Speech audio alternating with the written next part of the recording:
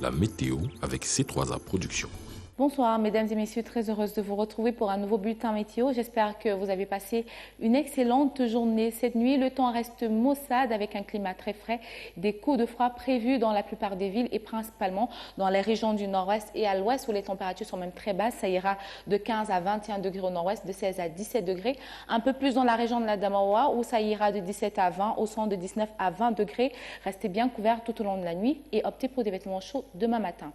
Plus en profondeur dans la région de l'Adamawa, on a de fortes pluies attendues cette nuit à Mégangan qui vont même se poursuivre demain matin, de fines averses plutôt à Tignar ainsi que dans la ville de Bagno. Par la suite, dans la région du sud, c'est tout le contraire, c'est un temps très calme qui s'annonce malgré la fraîcheur qui sera très intense. On atteindra même les 19 degrés dans la ville des Bolova. Pour terminer enfin, nous avons la région du sud-ouest où il pleut fortement dans la ville de Moundemba cette nuit. Les pluies vont se poursuivre demain matin mais elles seront assez fines. Le temps, quant à lui, sera très frais. Pour se protéger et protéger les autres du coronavirus, lavez-vous les mains régulièrement, toussez dans votre coude et en cas de symptômes, contactez le 1510. Bonne soirée.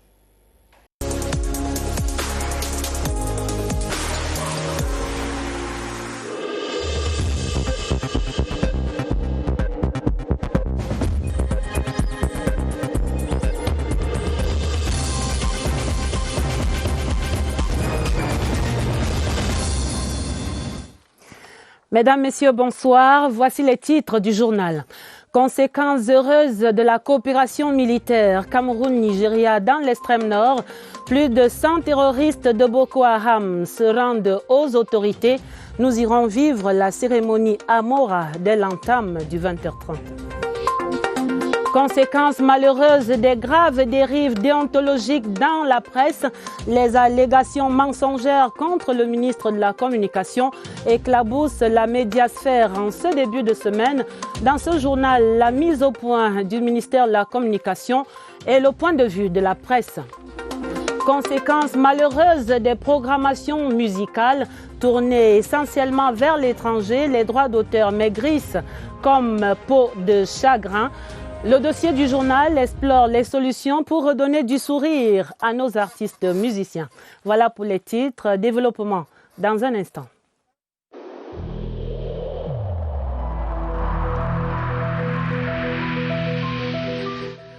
Il est essentiel que les mesures qui ont été indiquées soient absolument respectées par chacun de nous. Lavez-vous régulièrement les mains à l'eau et au savon ou à l'aide d'un gel hydroalcoolique. Restez à au moins 1 mètre de distance des autres personnes, surtout si elles toussent, éternuent ou ont de la fièvre. Si vous avez de la fièvre, de la toux ou des difficultés à respirer, consultez un médecin.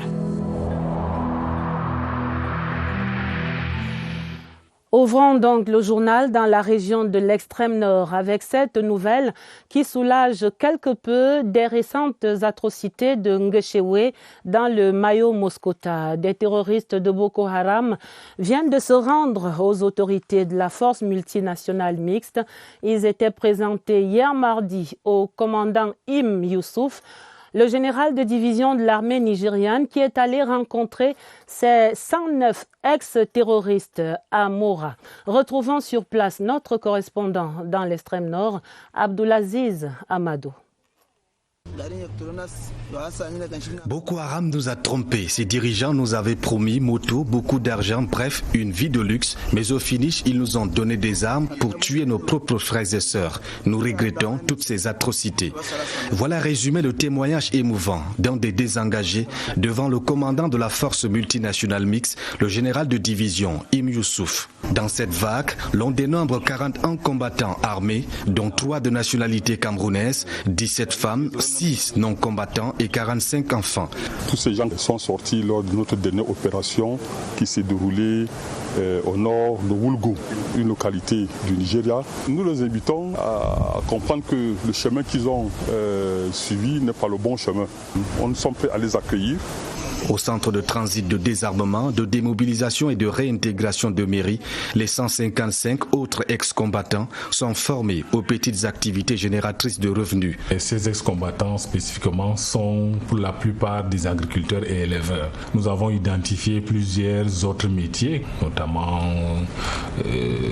la menuiserie, la maçonnerie, et petits commerces. Ces nouvelles redditions portent à 264 le nombre de démobilisés enregistrés officiellement par les autorités camerounaises.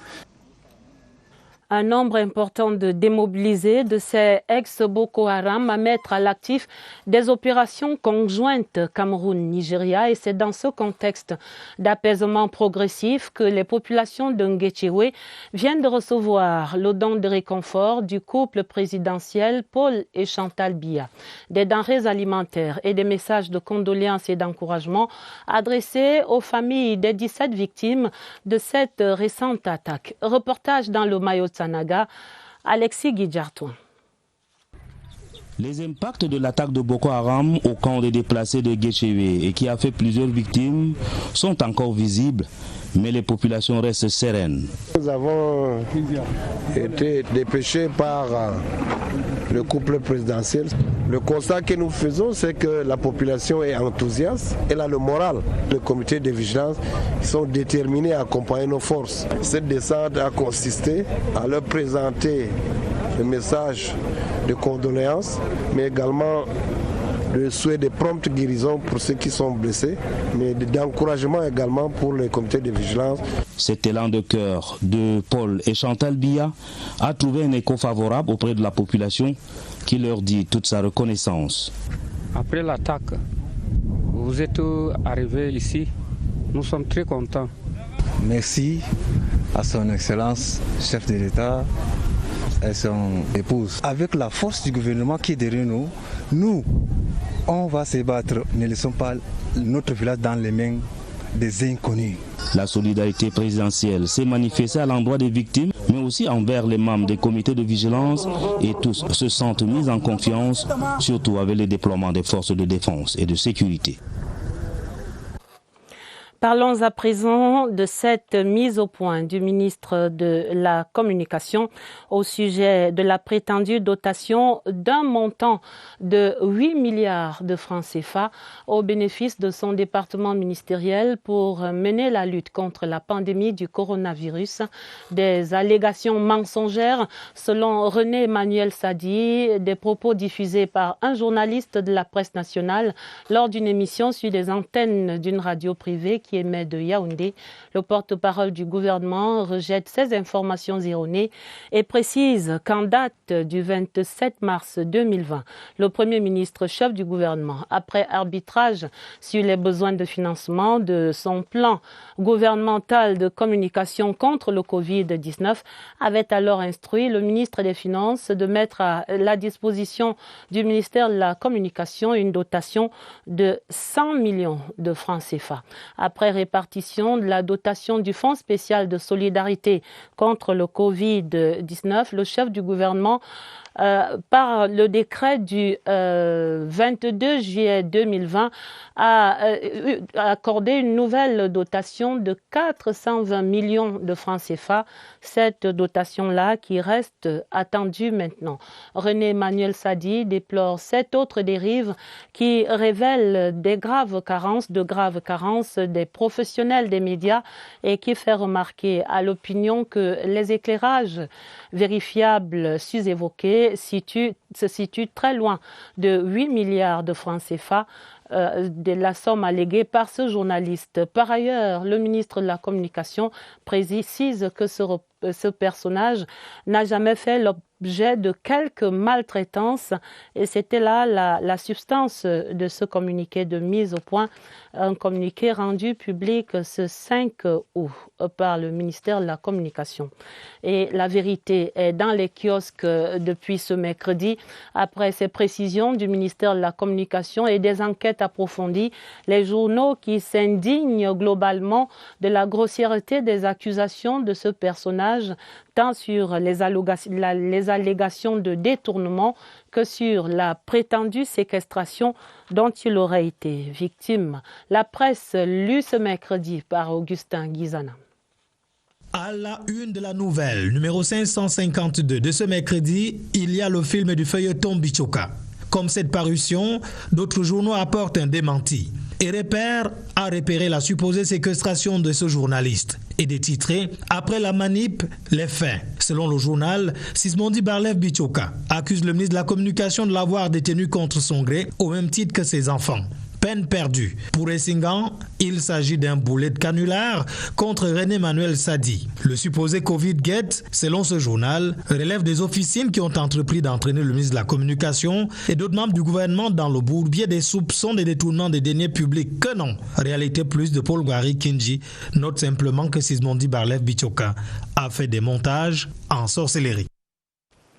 À présent, le dossier de la rédaction consacré ce soir aux droits d'auteur de l'art musical. Gros plan à la suite de la lettre ouverte de la méga star et Cambi Briand. Il proteste contre la somme de 180 000 francs CFA qui lui est destinée après la dernière répartition de ses droits. Alors, question ce soir, qu'est-ce que c'est que ce droit d'auteur pour l'artiste musicien au Cameroun et comment ce montant est-il réparti? Voici les éclairages de Atangana Bissot. C'est du salaire véritable de l'artiste musicien dont il s'agit, le droit d'auteur. On en a parlé sous cette forme pour la première fois en 1886 à Berne, en Suisse. En tombant d'accord sur ce que l'œuvre sonore ou visuelle, les paroles et la musique posées dessus sont un investissement qui doit rapporter de l'argent et faire vivre son auteur. Pour qu'un autre l'exécute ou la diffuse, il faut l'autorisation expresse de cet auteur et que son nom soit associé à cette exécution publique. Signaler ici, c'est protéger et reconnaître le droit de l'auteur sur toutes les retombées, surtout matérielles, l'argent. On rentabilise ainsi la créativité, mais aussi les génies associés, musiciens, exécutants, interprètes. Ce sont les droits voisins, reconnus à tous auxiliaires. L'Organisation mondiale de la propriété intellectuelle OMPI et d'autres vigies veillent en haut lieu. Les anges dans cette farandole, ce sont les organismes de gestion collective qui organisent, tandis que l'État maîtrise ce grand cœur, le cœur du droit d'auteur. Affaire de sous, de gros sous même, comme une tablée servie, mais où les convives chez nous sont rarement ce qu'on attendait. Et le sujet revient régulièrement sur le tapis depuis des décennies maintenant. La question des droits d'auteur fait couler beaucoup d'encre et de salive dans le monde de l'art musical. Cette redevance jugée irrégulière et mal gérée amène les artistes musiciens vers le système D, comme des brouillards disent. Certains sont aujourd'hui dans le monde des affaires. Barbara Padjama. Vivent-ils de leur art? Quand on lance la question, les créateurs s'accordent en cœur. Un artiste ne doit pas prendre 25 000 ou 50 000 et gérer la famille. Je fais maintenant soit dans le corps de musique, soit dans le studio et prestations. Pour ceux qui ont compris le principe, les droits d'auteur seraient une sorte d'argent de poche. Les artistes vivent régulièrement des spectacles, ils sont tout le temps en tournée. Et le droit d'auteur doit devenir, est le complément de leur salaire. Pas évident de composer une vie sur cette redevance. Hors studio, beaucoup retournent leur veste. Le général Amapiero s'est trouvé des pistes de secours. Je suis un chef d'entreprise. Ça m'amène à survivre, à pousser mes enfants à l'école sans souci. Je suis producteur, éditeur, artiste, auteur, compositeur. Le tout n'est pas de bien chanter. Il faut pouvoir avoir quelque chose d'autre, parallèle, qui peut vous donner une certaine rentabilité pour pouvoir survivre. Entrepreneurs, promoteurs, médias ou enseignants, ces trois profils ne se contentent pas des casquettes de chanteurs d'étiquette.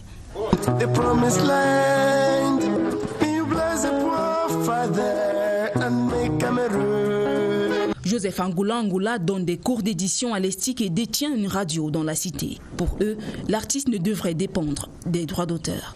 Les playbacks dans des boîtes de nuit, en dehors des boîtes de nuit, il y a des mariages. Quand on m'amène à jouer dans un mariage, des fois on me paye 1 million, 2 millions, 3 millions, ça dépend qui est devant moi. Baliser des voies de sortie, sinon depuis la cime, l'on pourrait capter une vue claire de la ville. Et avec l'avènement de l'Internet et de multiples plateformes digitales, les modes de consommation de la musique ont évolué. Les artistes migrent généralement vers ces nouvelles formes d'exposition, des espaces de marketing et des sources de revenus non négligeables. Oswald Modon a mené l'enquête. La mutation est visible et palpable aussi. Les plateformes digitales sont aujourd'hui indissociables des œuvres musicales. Quand il y a l'évolution, il faut qu'on suive l'évolution et la nouvelle technologie, sinon tout sera hors jeu. Les artistes ont recours aux plateformes digitales d'abord pour toucher un large public. Conscients de ces avantages multiples, les artistes ont envahi la toile. De manière visuelle, on sait à peu près le nombre de personnes qui nous suivent exactement. Si vous avez 20 likes, vous savez que c'est 20. Par rapport au CD, on ne sait pas souvent le nombre de CD qui est distribué. C'est plus facile d'accéder aux gens, de pouvoir faire la promo sans se déplacer et c'est plus moins cher. Les nouvelles plateformes permettent d'avoir un feedback direct auprès de sa fanbase. On peut ainsi distinguer quels ont été les titres qui ont été préférés dans un projet, que ce soit un EP ou un album.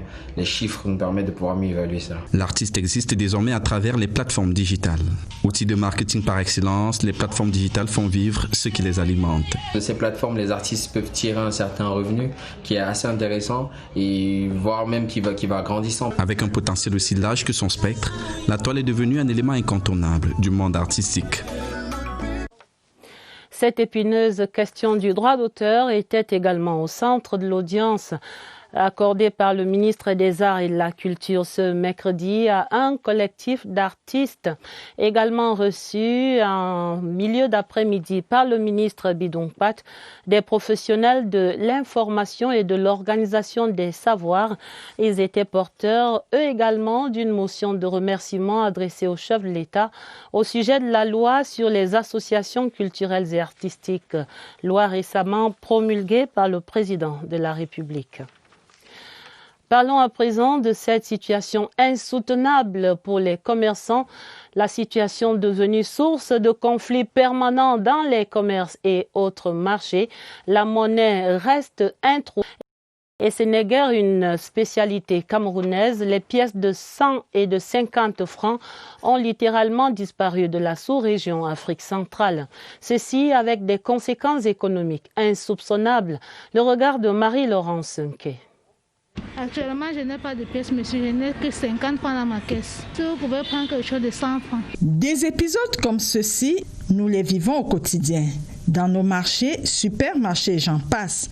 La cause principale en est une indisponibilité constatée des pièces de monnaie qui fait remarquer leur raréfaction. La Banque des États de l'Afrique centrale, qui est chargée de la politique monétaire, a annoncé avoir mis sur le marché en novembre 2019 un nouveau stock de pièces de monnaie pour résorber ce problème qui se posait déjà. La pénurie s'étant poursuivie, il y a lieu de s'interroger sur les causes de ce qui tend à se muer en fléau économique dans la sous-région. Le problème, c'est tout simplement l'absence de régulation du circuit monétaire, qui est liée à une inadéquation entre l'approvisionnement et la redistribution de ces pièces de monnaie. La première cause d'abord, c'est celle de l'éducation financière des populations. L'autre cause qu'on peut également évoquer, c'est celle de quoi? La régulation du circuit de l'argent. Comme autre cause également, ce qu'on appelle maintenant les trafics illicites. La chaîne de conséquences démontre que la rareté des pièces de monnaie tient à respect outre les petits consommateurs, les entreprises, mais aussi les États. L'absence des pièces va permettre ou a une incidence sur le pouvoir d'achat. Sur le plan macro, la raréfaction des pièces de monnaie a une conséquence grave sur la chaîne de production de la zone CEMAC. Il y a une conséquence sur le plan direct sur les recettes fiscales de l'État. Une fois donc qu'il y a rareté des pièces de monnaie, les entreprises n'arrivent plus à vendre normalement. Le chiffre d'affaires baisse, le résultat net baisse. L'État a maintenant une politique biaisée sur quoi? Ses prévisions, recettes fiscales. Plusieurs solutions sont envisagées pour endiguer ce phénomène. La BEAC, au premier chef, s'est engagée à craquer les comportements déviants qui sont la source de ce problème. Vivement son épilogue.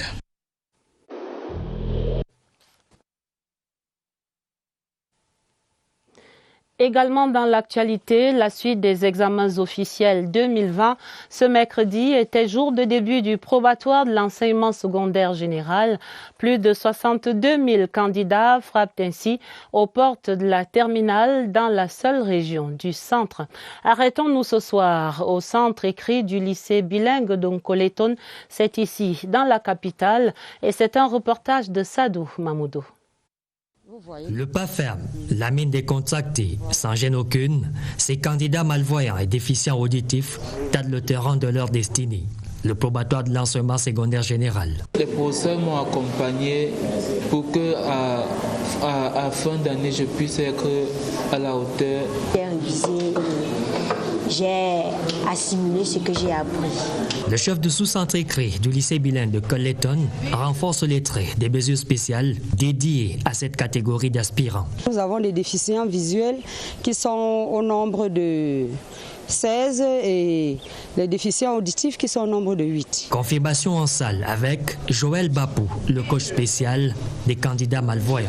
De 10 ans aujourd'hui, le fils du baccalauréat a fait des efforts énormes pour la transcription des épreuves en braille. 62 648 candidats de la région du centre vont restituer les connaissances acquises durant une année plutôt unique en raison de la maladie à coronavirus.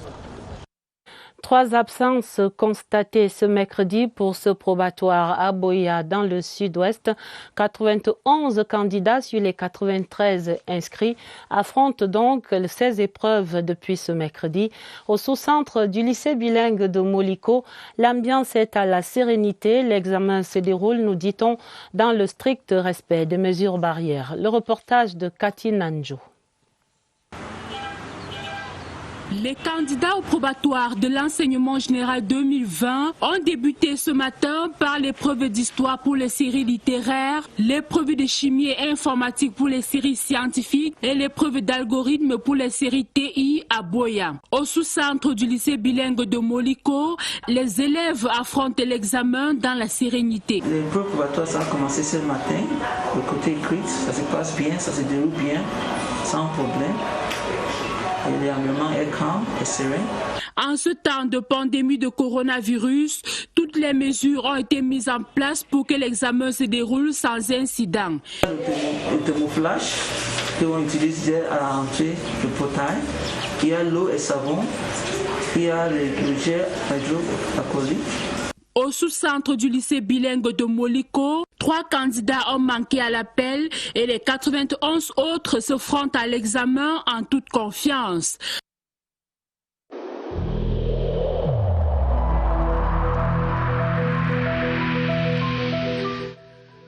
The wearing of face masks in public places will be mandatory until further notice.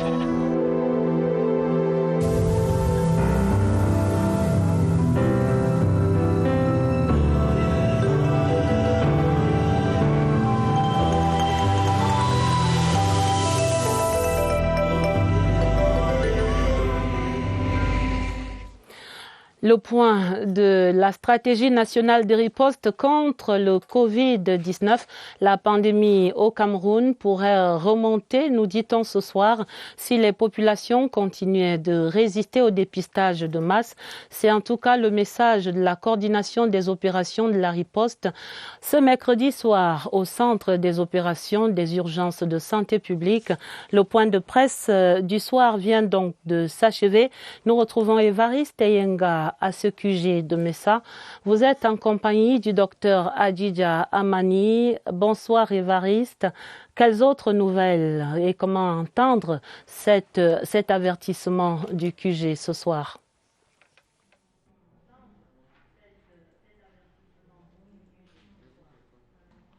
Bonsoir Adèle, l'information principale c'est bien cette mise en garde, un avertissement des autorités sanitaires qui s'indignent devant le constat que les populations continuent de désister face aux opérations de dépistage, autant au niveau des postes fixes que sur les postes mobiles à travers les campagnes qui sont en cours. Pourtant, ces autorités rassurent et indiquent d'ailleurs que c'est un passage au obliger.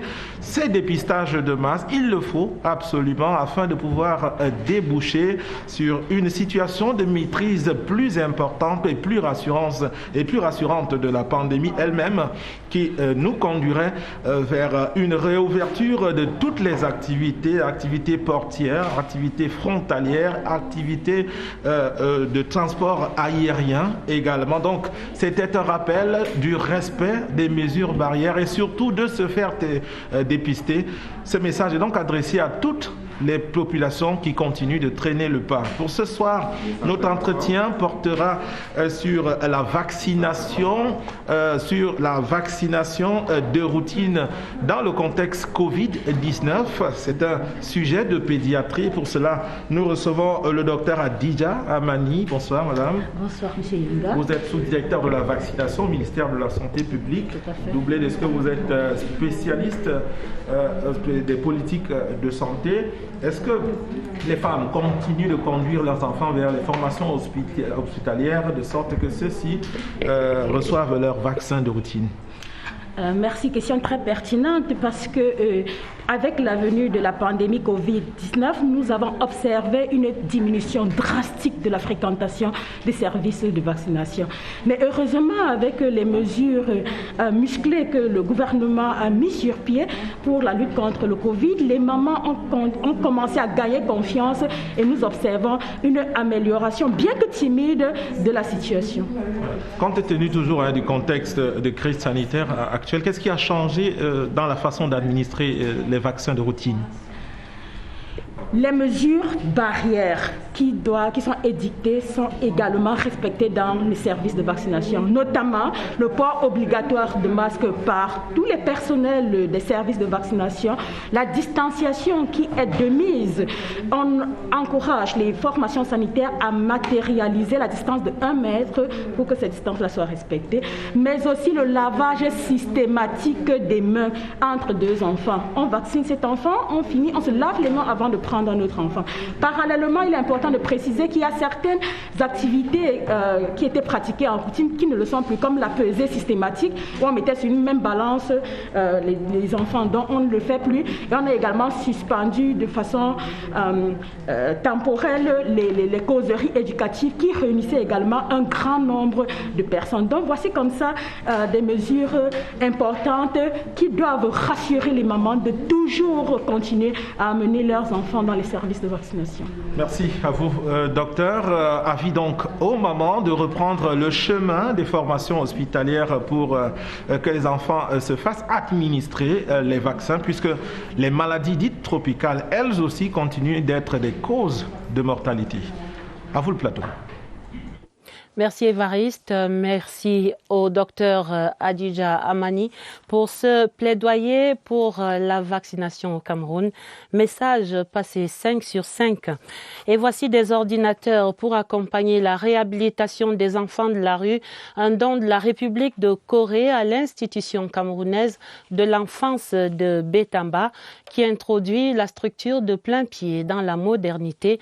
Le lot d'équipements informatiques était réceptionné ce mercredi par le ministre des Affaires sociales. Daniel Menanga, le reportage. Ils ont la volonté de se rendre utile à la société et désormais les moyens de se projeter vers un avenir 2.0. Nous allons en faire une utilisation rigoureuse et rationnelle pour ces enfants vulnérables qui ont besoin d'être formés, qui ont besoin d'être des citoyens en part entière, d'être insérés dans la société de demain. C'est le rêve coréen qui opère avec à la clé plus de 104 millions de francs CFA et la perspective de moderniser l'institution camerounaise de l'enfance en un clic. Nous voulons permettre la continuité du partage de notre expérience au Cameroun et j'espère vraiment que ce don soit utile pour l'éducation des enfants de Bétamba. Enthousiasme masqué, mais c'est une page qui va s'animer dans la coopération Cameroun-Corée. Une session de formation pour les personnels du ministère de la fonction publique. Ils suivent depuis ce mercredi matin un atelier de 2 jours consacré à l'acquisition et à la gestion du patrimoine de l'État. La rencontre vise également à outiller les organismes sous tutelle sur l'amélioration de cette gestion du patrimoine national. L'ouverture des travaux a connu la présence des ministres des Finances, du Contrôle supérieur de l'État et de la fonction publique. Voici les explications du ministre Joseph Lé sur cette session de formation. C'est dans un entretien avec Catherine Toulou et Langa. Comme vous le savez, la gestion du bien public, ce n'est pas un jeu. Cette gestion obéit à des lois et règlements qui sont précis et qu'il faut absolument respecter. Sinon, on tombe sous le coup de ces lois et règlements et donc on est puni. Il est donc très important que chaque gestionnaire ou gestionnaire délégué, chaque ordonnateur ou ordonnateur délégué soit à même de respecter scrupuleusement ces règles. Des mises au point qui mettent un terme à ce 20h30. Le journal était préparé avec la collaboration de Franck Evina et de Augusta Ngononga. Vous aurez un autre journal à minuit présenté par Gilbert Ongeni et Dieudonné Sra. Retrouvez immédiatement après le journal le documentaire intitulé « Les hommes et les vies ». Je vous quitte encore avec ces précieux rappels contre le Covid-19. Prenez soin de vous, portez le masque et respectez les mesures barrières. Très belle soirée sur la CRTV et à demain, 20h.